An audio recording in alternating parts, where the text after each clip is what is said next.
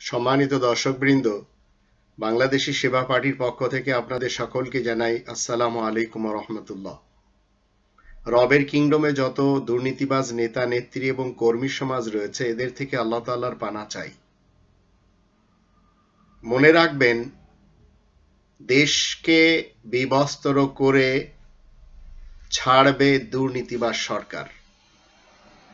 2020 সালে আমি কথা বলছি, 2015 সালেও বলেছিলাম।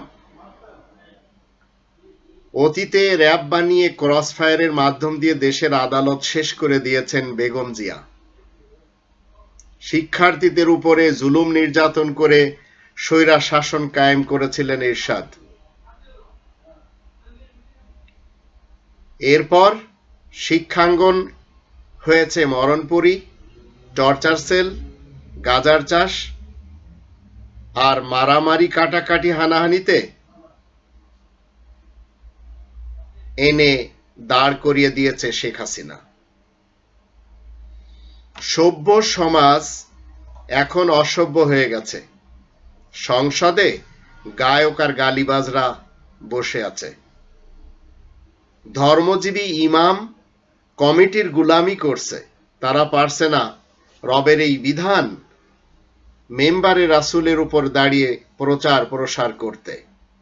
কারণ তাদের রুজি রুটির দায়িত্ব হচ্ছে সেই কমিটি যারা অযোগ্য তাদের হাতে। আওয়ামী হায়নার যে চরিত্র, এই আওয়ামী হায়নাদের চরিত্র কেমন, কোলের শিশু থেকে নিয়ে 80 বছরের মানুষের কাপড় খুলে যাচ্ছে এরা। দৈনন্দিন জীবনে দেখতে পাচ্ছি।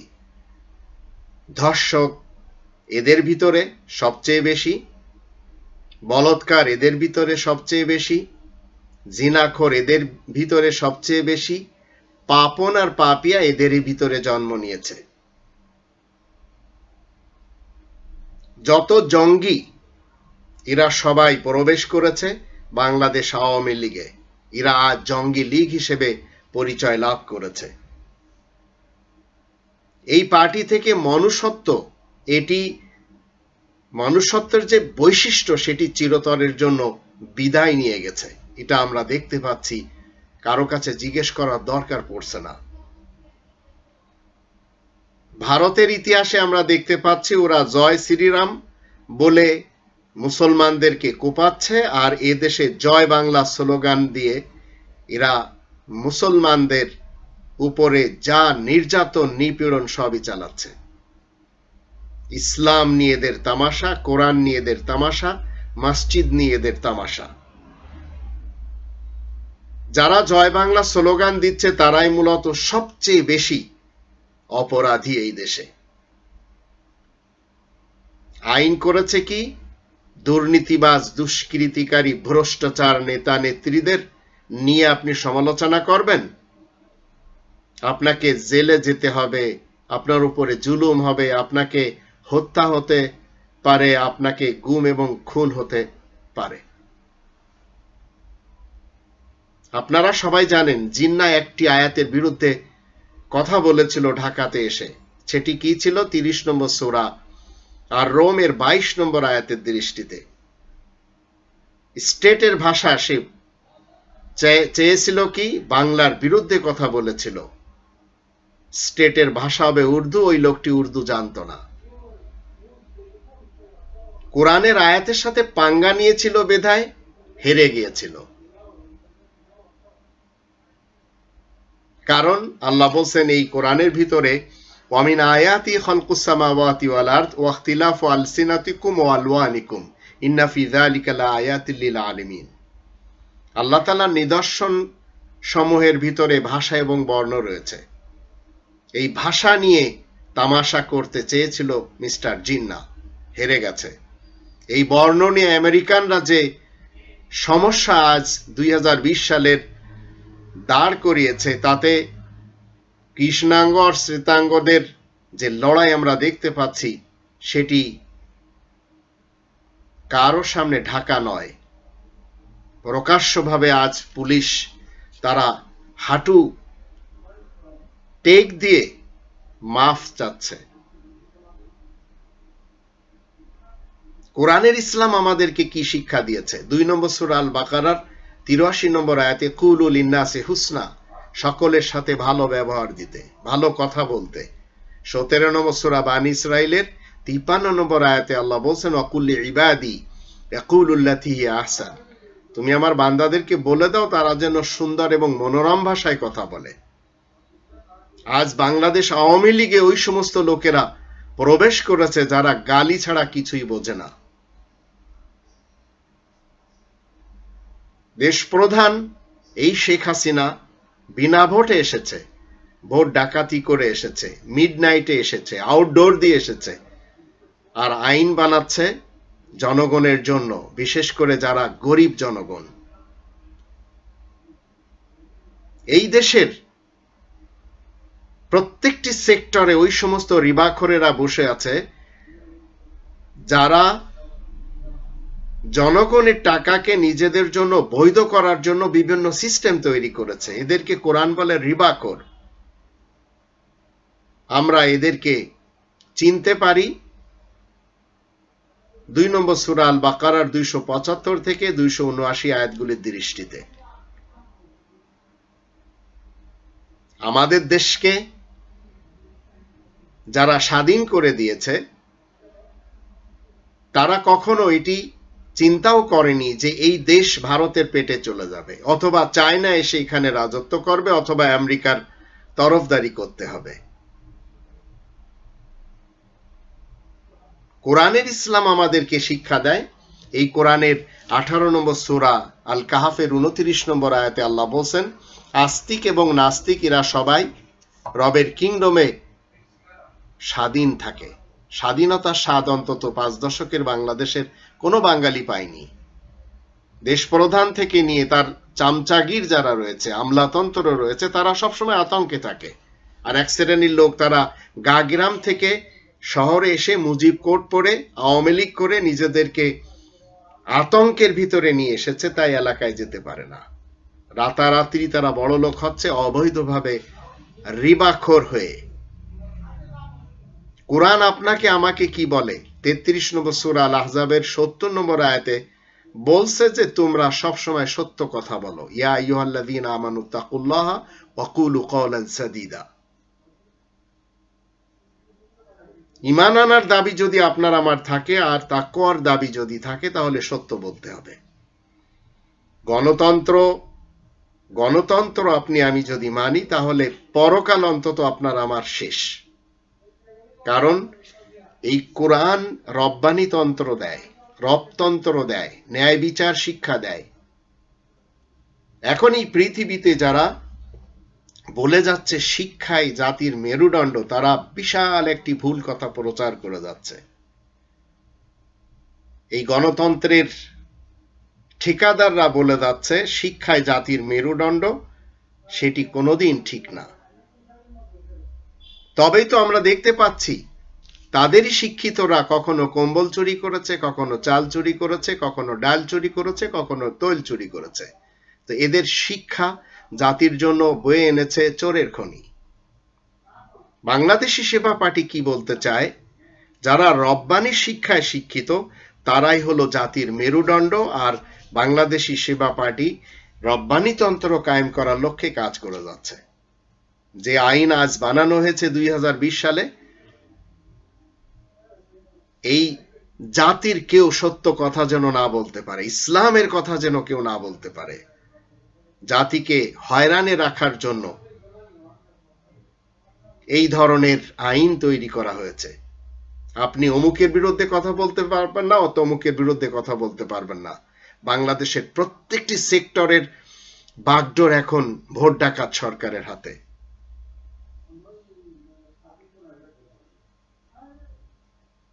রবতন্ত্র যখন একটি দেশে থাকে তখন সেই দেশের প্রত্যেকটি মানুষের বন্ধু হয়ে যায় পুলিশ প্রশাসন।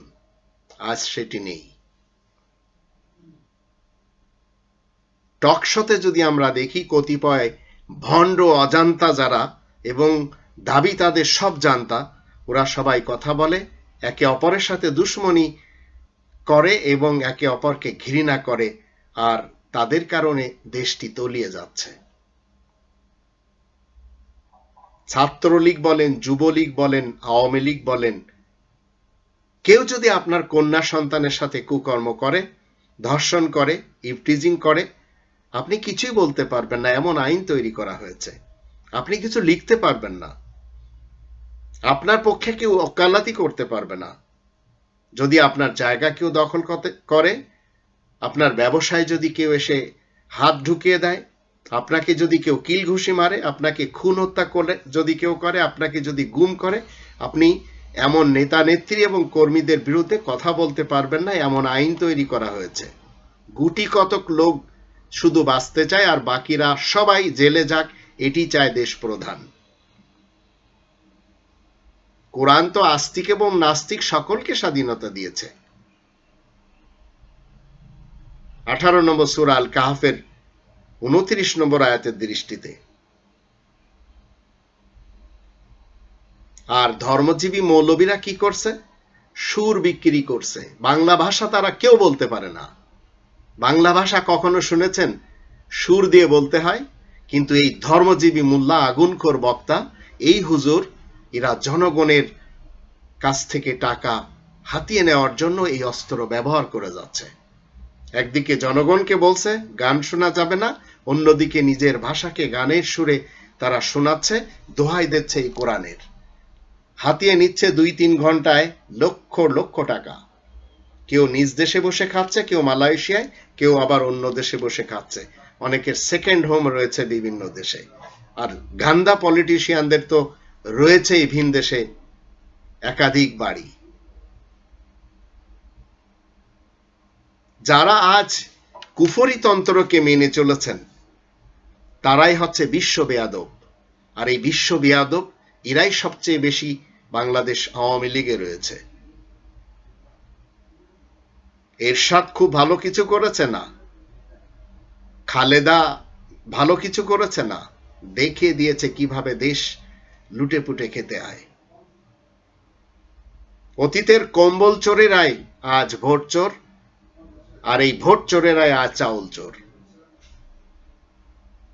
বাংলাদেশ আওয়ামী লীগ বলেন, বিএনপি বলেন, জাতীয় পার্টি বলেন, আরো যত পার্টি আমাদের দেশে রয়েছে, আর ধর্মের নামে যত পার্টি রয়েছে, এদের দুর্নীতির কারণে দেশের ভবিষ্যৎ অন্ধকার, আর মহা বিপদ এবং গজবের বাতাস বইতে শুরু করেছে। মাটির তলে আমরা কি দেখছি? আর্থকুয়েক। বাতাসে কি দেখছি? পঙ্গপাল। মাটির উপরে বঙ্গপাল এবং করোনা ভাইরাস, আর নদী সমুদ্রে ঘূর্ণিঝড়। এগুলি কি আযাব না? এগুলি তামাশা? কোরআনের আয়াতে আসুন আমরা একটু দেখে নিই। 6 নম্বর সূরা আল আনআম এর 65 থেকে নিয়ে 69 আয়াতগুলিতে আল্লাহ কি বলছেন। আল্লাহ বলছেন, যার বাংলা অনুবাদ হলো, তুমি বলে দাও, তিনি তো এমন শক্তিও রাখেন যাতে তিনি তোমাদেরকে তোমাদের উপর থেকে কিংবা পায়ের নিচ থেকে আযাব পাঠাবেন, কিংবা তোমাদেরকে নানান পার্টিতে ভাগ করে ফেলবেন। এই বাংলাদেশ আওয়ামী লীগ, বিএনপি এবং জাতীয় পার্টি, এরা তিনজন কি মানে জানেন? গণতন্ত্র। এরা একজনও গণতন্ত্র মানে না। মুখে বলে গণতন্ত্র মানি, মূলত এরা সবাই স্বৈরা শাসক হিসেবে কাজ করেছে এবং করছে।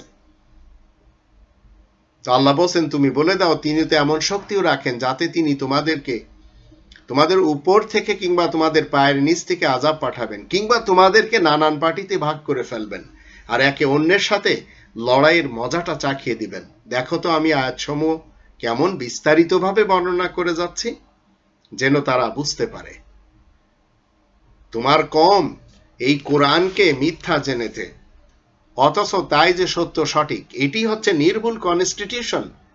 আমার কওম আজ এই কোরআনকে মিথ্যা জেনেছে, অথচ আল্লাহ বলছেন সেটি সত্য সঠিক। তুমি বলে দাও, আমি তো তোমাদের জন্য দারোগা নই। বাংলাদেশি সেবা পার্টি কারোর উপরে কোনো টর্চার করবে না, কখনো, ইনশাআল্লাহ। এরা কোনোদিন যুদ্ধের কোনো পন্থাকে পছন্দ করে না। এরা জঙ্গিবাদ মুক্ত।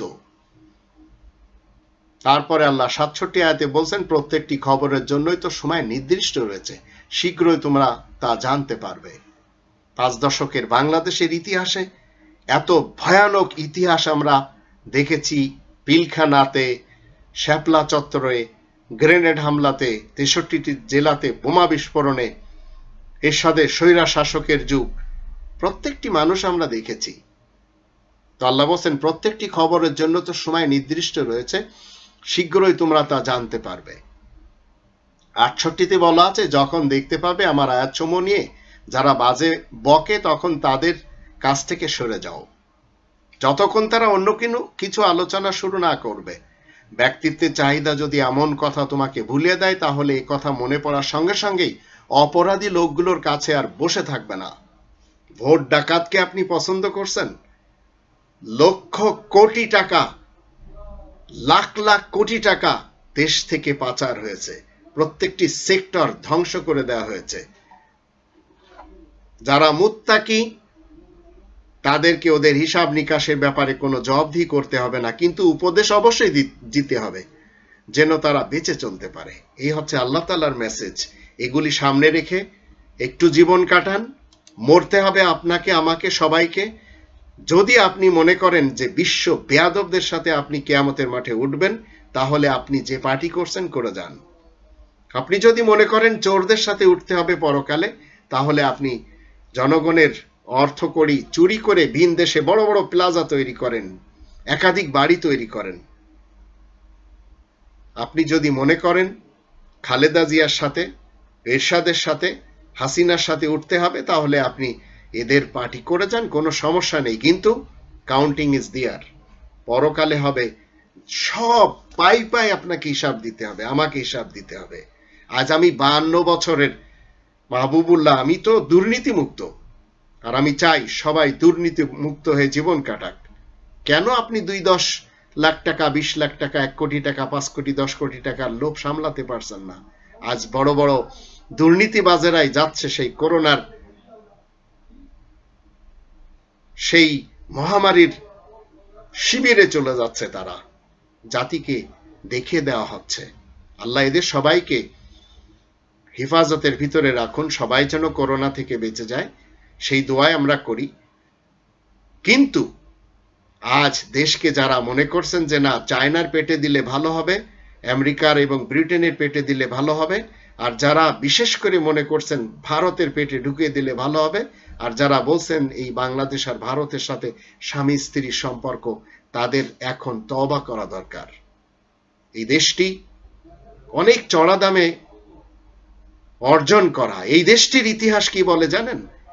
পৃথিবীর মাটিতে শুধু পশ্চিম পাকিস্তান আর পূর্ব পাকিস্তান এই কোরআন প্রতিষ্ঠান নামে কায়েম হয়েছিল 1947 পর্যন্ত। 1947-এর পূর্বে কোরআন বিরোধীরা ছিল। 1947 থেকে 1971 পর্যন্ত আল্লাহ দেখতে চেয়েছেন যে তোমরা এই কোরআন কায়েম করতে পারো কিনা। বড় বড় দুর্নীতিবাজ, কোরআন বিরোধী, কোরআনের শত্রুরা পারেনি, পরে স্বাধীন বাংলাদেশ জন্ম নিয়েছে। আমাদের এই মাটি কখনো ব্রিটিশ ছিল, আমাদের এই মাটি কখনো হিন্দ ছিল, হিন্দুস্তান। আমাদের এই মাটি কখনো পূর্ব পাকিস্তান ছিল। এখন এই মাটি স্বাধীন মুসলিমদের বাংলাদেশ, যেখানে সচিবালয়ে আজ 400-র উপরে রয়েছে হিন্দুত্ববাদীরা। বাংলাদেশি সেবা পার্টির কোনো সমস্যা নেই, কারণ হিন্দুদের উপরে খুব জুলুম হয়েছে এদেশে।